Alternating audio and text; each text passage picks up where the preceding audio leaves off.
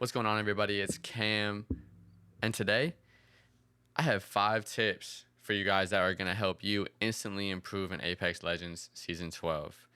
We're going to hop right into it. The first thing we're going to talk about, guys, is a fundamental that I still don't see half of the Apex population do, and it's going to be the 50-50 rule. Now, for all you guys that don't know what that means, it basically means 50% of your screen needs to be covered up with cover, right? Something to hide behind that can eat bullets for you, all right? The other 50, the other half of your screen is going to be you trying to get an angle on the opponent, right? This right here, what this does, guys, is it's going to maximize the amount of output you can do, and it's going to minimize the amount of damage you're going to take. It's a win-win. It's only beneficial. Now, there is a 1% of the fights you get into, you're not going to be able to use cover. You know, it's just they spring up on you.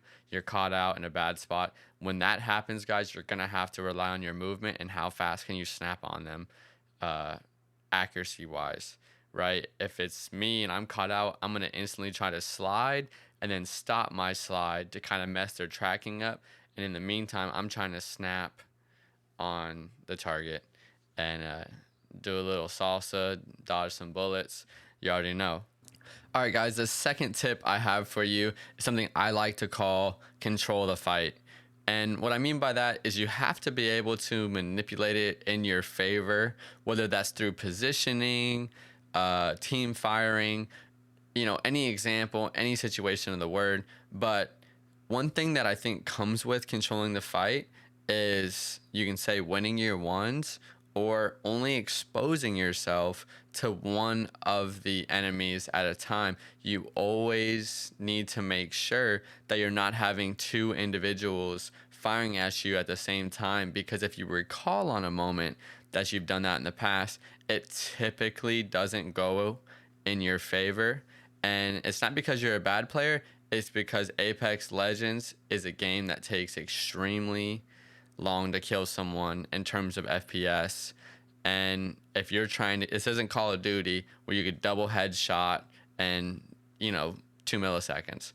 There's a little more method of the madness here, and you have to keep that in mind. So patience is a big virtue with Apex Legends, and that's just something that a lot of people don't talk about. All right, guys, tip number 3 is stay with your team and play your role. This is something that I see a lot of teams doing poorly, and it leads to them dying very quickly.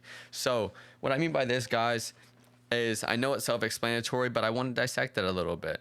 So staying with your team, we've kind of touched on the importance of teamwork, so I'll skip that part for now. But play your role, I think, is super important. That is oftenly misguided. So, for example, guys, if I'm playing crypto, right, his kit is centered around being pretty much the last one to die.